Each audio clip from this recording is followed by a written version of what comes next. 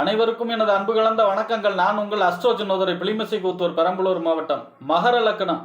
பொதுவாக ஜாதகத்தை எடுத்துக்கிட்டா அதில் லக்னம் தான் முக்கியம். என்சான் உடலுக்கு சிரசே பிரதானம் அப்படின்னு சொல்கிறாங்கல்ல, அதுபோல் ஜாதகம்னு எடுத்துட்டா அதுக்கு லக்னம் தான் முக்கியம்.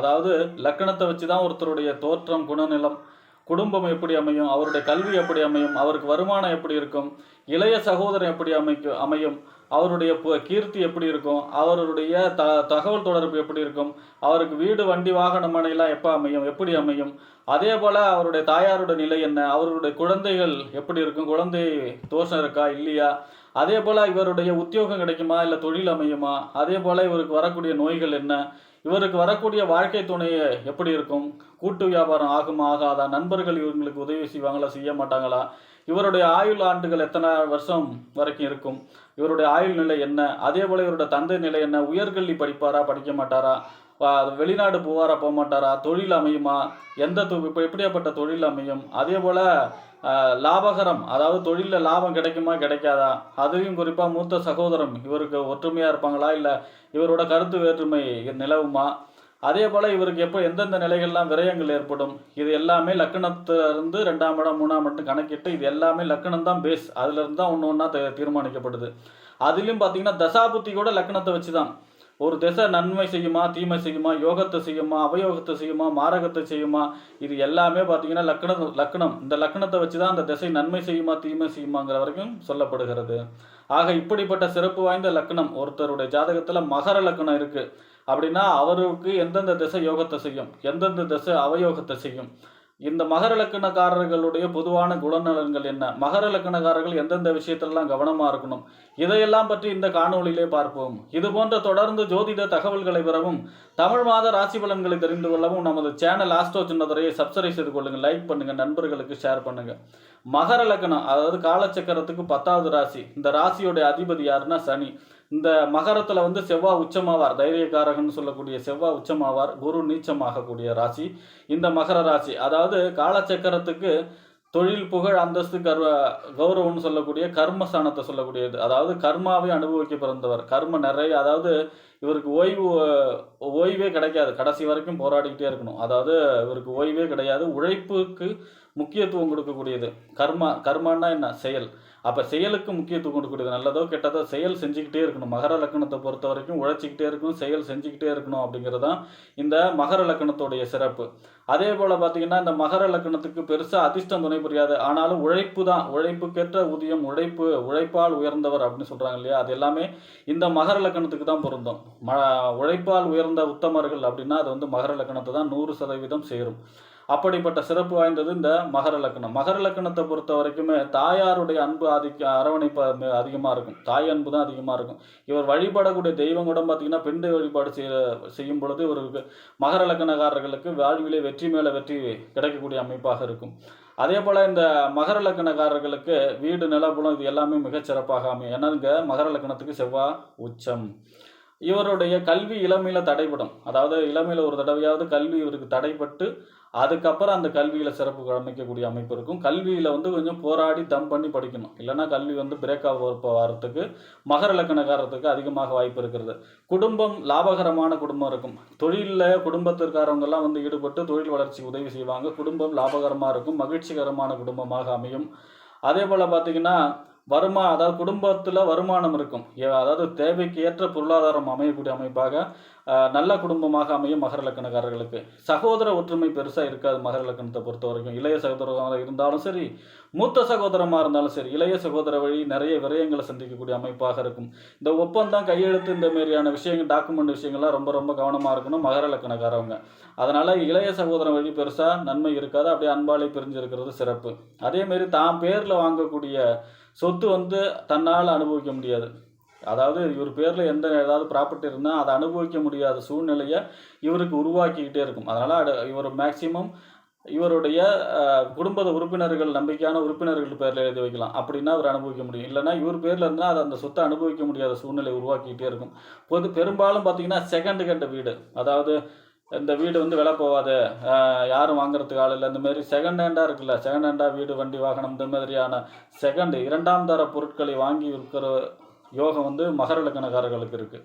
யாருமே வாங்காத பாலடைஞ்ச வீடு, பாலடைஞ்ச இடம், வண்டி கூட இது செகண்ட் ஹேண்ட் வண்டி, இது மாதிரியான விஷயங்கள்லாம் வாங்கி அதை சேல்ஸ் பண்ணுறது வந்து மகர லக்னக்காரர்களுக்கு யோகமாக அமையும். செகண்ட் ஹேண்டு பொருளால் அதிர்ஷ்டம் பெறக்கூடியவர் யாருன்னா அந்த மகர லக்னக்காரர்கள் தான். பொதுவாக 5ஆம் இடம், அதாவது புத்திரர்கள், அழகான புத்திரர்கள், அன்பான புத்திரர்கள் இருப்பாங்க. புத்திரர்கள் வழி அனுகூலங்கள், ஆதாயங்கள் இருக்கும். நல்ல புத்திரர்கள் இருப்பார்கள். அதேமாரி இந்த மகர லக்னக்காரர்களுக்கு இளமை காலங்களிலே காதல் ஏற்படும். அது ஜெயிக்குமா ஜெயிக்காதாங்கிறது நம்மளுடைய ஜாதகத்தில் கிரக அமைப்பு பொறுத்து தான் சொல்லுவோம். ஆனாலும் மகர லக்னக்காரர்கள் இளமையில் கண்டிப்பாக காதல் ஏற்படக்கூடிய அமைப்பு மிகச்சிறப்பாக இருக்கிறது. அதேமாதிரி பார்த்திங்கன்னா இவருடைய உத்தியோகம் சார்ந்த ரகசியங்களை வெளியே சொல்லக்கூடாது. இப்போ எனக்கு அங்கே உத்தியோகம் கிடைக்கும் போது என்னுடைய உத்தியோகம் இப்படி, என்னுடைய உத்தியோகத்தில் இவ்வளோ வருமானம், உத்தியோகம் சம்பந்தமான எந்த ரகசியங்களையும் இவர்கள் வாழ்நாளில் என்றைக்கும் வெளியே சொல்லக்கூடாது. இவர்களுடைய நோய் சார்ந்த ரகசியங்களை கூட வெளியே சொல்லக்கூடாது. அது வந்து பிரபலியம் ஆகிடும், அவங்க நிறையா வதந்தி மாரி ஆகிடும் அப்படிங்கிறது தான் உண்மை. அதே மாதிரி பொதுவாக அந்த கடக லக்னத்துக்கும் சிம்ம லக்னத்துக்கும் 7ஆம் இடம் வந்து சனியோடைய வீடு, மகரம் கும்பம் வரும். அதே போல் இந்த மகர லக்னத்துக்கு கும்ப லக்னத்துக்கு 7ஆம் வீடு சூரிய சந்திர வீடு. அது அந்த திருமண வாழ்க்கையில் தான் செக் வைக்கும். திருமணம் சம்பந்தமான பிரச்சனைகளை தான் அடிக்கடி கொடுக்கும். திருமணம், காதல் ஏற்பட்டு அதால் பிரச்சனையை சந்திக்கிறது. அப்படி இல்லைன்னா திருமணத்துக்கு அப்புறம் வாழ்க்கை துணையோட போராட்டங்கள், பிரிவினைகள், அப்புறம் பஞ்சாயத்து பண்ணுறது, சேர்றது, இந்த மாதிரியான வாழ்க்கை துணை வழி, அதாவது கருத்து ஒற்றுமை இல்லாத வாழ்க்கை துணையாக அமையக்கூடிய அமைப்பில் இருக்கும். ஏன்னா இது சனியோட வீடு, அது சந்திரனோட வீடு, 7ஆம் இடங்கிறது. அப்போ கொஞ்சம் இழுத்து பிடிச்சி ஓட்டக்கூடிய சூழ்நிலையை தான் வாழ்க்கை துணை விஷயத்தில் மகர லக்னக்காரர்களை எடுக்கணும். அதேமாரி கூட்டு தொழில் சிறப்பு இருக்காது பெருசால். அப்போ கூட்டு தொழிலில் ரொம்ப கவனமாக இருக்கணும். நண்பர்கள் வழி அனுகூலங்கள், ஆதாயங்கள்லாம் இருக்கும் அப்படிங்கிறது தான் ஜாதகத்துடைய உண்மை. அதை மகர லக்னத்தை பொறுத்த வரைக்கும். அதை அடுத்ததாக பார்த்திங்கன்னா இந்த அதாவது இன்சூரன்ஸு இந்த மாதிரி விஷயங்கள் செய்யும் பொழுது ரொம்பவும் கவனமாக இருக்கணும். அதே போல் பார்த்திங்கன்னா புத்திரர்கள் வழி விரயங்களையும் கொஞ்சம் அடிக்கடி சந்திக்கக்கூடிய அமைப்பாக இருக்கும். பூர்வீகம் சம்பந்தமாக பிரச்சனை இருக்கும். பூர்வீக நிலம், இடம் அந்த மாதிரி பங்கு பிரிக்கிறாங்க இல்லையா, அதில் சில நஷ்டங்களை சந்திக்கக்கூடிய அமைப்பு. இவர் ஏமாற்றப்படக்கூடிய சூழ்நிலை கூட இருக்கலாம். அதாவது பூர்வீகம் சம்பந்தமான பிரச்சனைகள், அந்த பூர்வீக சொத்தை பிரிக்கக்கூடிய அமைப்பில் இவர்களுக்கு சில தோல்விகளை சந்திக்கக்கூடிய அமைப்பும் இருக்கும். அதில் ரொம்ப ரொம்ப கவனமாக இருக்கணும் அப்படிங்கிறதான் உண்மை. தந்தை வந்து பெருசாக நன்மை இருக்காது. தந்தைக்கும் இவருக்கும் நிறையா கேப் இருக்கும். அதாவது தந்தை வந்து இவரோட பேச்சை கேட்கறது இல்லை, இல்லைன்னா அவரோட பேச்சை இவர் கேட்கறது இல்லை. அந்த மாதிரி தாயாரோட ஆதிக்கம் தான் இருக்கும். தந்தையாருடைய பேச்சை கேட்கக்கூடிய அமைப்பு இருக்காது. தந்தையால் அடிக்கடி செலவு, மருத்துவ செலவுகள், தந்தை வழி பிரச்சனைகளை சந்திக்கக்கூடியவரால் தான் இந்த மகர லக்னக்காரர்கள் இருப்பார்கள். தொழில் வந்து பார்த்திங்கன்னா இவர் வந்து திருமணத்திற்கு பிறகு, வாழ்க்கைக்கு ஆணாக இருந்தாலும் சரி, பெண்ணாக இருந்தாலும் சரி, வாழ்க்கை துணை வந்த பிறகு தொழில் பிரமாதமாக வரும். வாழ்க்கை துணைக்கு முன்பு, வாழ்க்கை துணைக்கு பின்புன்னு பிரிக்கலாம். வாழ்க்கை துணைக்கு பிறகு, வாழ்க்கை துணை வந்த பிறகு தொழில் வளர்ச்சி இவருக்கு மிக பிரமாதமாக, மிக அற்புதமாக வளரும். அந்த தொழில் வளர்ச்சி வளருது எப்போன்னா, தனக்கு புகழ், அந்தஸ்து, கௌரவம் இதெல்லாம் உயர்றது எப்போன்னா வாழ்க்கை துணை வந்த பிற்பாடு தான் மகர லக்னக்காரர்களுக்கு மிக பிரகாசமாக இருக்கும். அதே போல் பார்த்திங்கன்னா எதிர்பாராத திடீர் அதிர்ஷ்டங்கள் இருக்கும். எதிர்பாராத நஷ்டங்களும் ஏற்படும். அதே போல் எதிர்பாராத அதிர்ஷ்டங்கள், நினச்சி பார்க்க முடியாத அதிர்ஷ்டங்களும் ஒரு டைம் தான் ஏற்படும். அதே நேரத்தில் எதிர்பாராத ஏற்ற இறக்கங்களை, பெரிய ஏற்றம் அல்லது பெரிய இறக்கத்தை சந்திக்கக்கூடியவர் யார் அப்படின்னா இந்த மகர லக்னக்காரர்கள் தான். அதே மாதிரி பார்த்திங்கன்னா தந்தை வழி சில விரயங்கள், உயர்கல்விக்காக நிறைய செலவு பண்ணுறது. அதாவது நான் இந்த பிஹெச்டி படிக்கிறேன், ஆராய்ச்சி பண்ணுறேன், வெளிநாடு போய் படிக்கிறேன், இந்த மாதிரியாக வெளிநாடு சம்பந்தமாக போய் படிக்கிறேன், அது மாதிரி நிறைய செலவு பண்ண கல்விக்காக வெளிநாடு போய் அதனால் நிறைய செலவு பண்ணக்கூடிய அமைப்பெலாம் இந்த மகர லக்னக்காரர்களுக்கு இயல்பாகவே அமையும். மகர லக்னத்தை பொறுத்த வரைக்குமே யோக திசை அப்படின்னா அது புதன் தசையும் சுக்கிர தசையும் தான். புதன் தசை வரக்கூடிய 17 வருஷம் மிக அற்புதமான பலன். கருத்தா பிழைக்கிறது, வியாபாரம், வளர்ச்சி, இந்த மாதிரி குடும்ப வாழ்க்கை தேவையான அஷ்ட ஐஸ்வர்யங்களை கொடுக்கும். அதே போல் சுக்கிர தசையும் மிக அற்புதமான பலன்களை செய்யும். சுக்கிர தசை வந்து வீடு கட்டும், நிலம் வாங்கும், இடம் வாங்கும், போர் அடிக்கும், வெளிநாட்டு யோகம் கொடுக்கும். இந்த மாதிரியான யோகங்கள் எல்லாம் சுக்கிர திசையில் 20 வருஷம் மகர லக்னக்காரர்களுக்கு மிக அற்புதமாக செய்யும். அதே போல் பார்த்திங்கன்னா சந்திர மகா திசை நன்மை செய்யாது. 10 வருஷம் நடக்கக்கூடிய சந்திர மகா திசை, சந்திர மகா திசையோடைய பலன் சுக்கிர திசை ஈக்குவலான பலன் தானே. அந்த பலன்கள் வந்து சந்திர மகா திசையில் எப்படி இருந்தாலும் 6, 8, 3 பகை நீச்சம் இல்லை நல்ல 11ஆம் இடத்துல இருந்தால் கூட நன்மைகளை செய்யாது. ஏன்னா மகர லக்னத்துக்கு 11ஆம் இடம் பாதகஸ்தானம். ஆக இந்த சந்திர திசை நன்மை செய்யாது. அடுத்ததாக குரு மகா திசையும் நன்மை செய்யாது. குரு திசை 16 வருஷம் நடக்கும் இல்லையா, இந்த குரு மகா திசை ராஜா திசைன்னு சொல்லுவாங்க. அந்த திசையிலையும் மகர லக்கணக்காரர்களுக்கு பெருசாக நன்மை செய்யாது. பொன் பொருள் கௌரவம் அந்தஸ்து வீடு இந்த மாதிரியான யோகத்தை செய்யக்கூடிய குருமகா தசையும் இந்த மகர லக்கணக்காரர்களுக்கு பொதுவாக நன்மைகளை செய்யாது.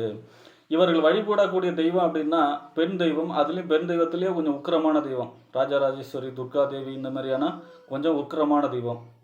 அடுத்ததாக முருகப்பெருமான் வழிபாடு செய்யும் பொழுதும் மகர லக்கணக்காரர்கள் அடிக்கடி முருகப்பெருமான் வழிபாடு, பெண் தெய்வ உக்கிர தெய்வ வழிபாடு செய்யும் பொழுது மகர லக்கணக்காரர்கள் வாழ்விலே வெற்றிகரமான மனிதராகவும் அதிர்ஷ்டகர மனிதராக மாறுவார்கள் என்று கூறி விடைபெறுகிறேன். நன்றி, வணக்கம்.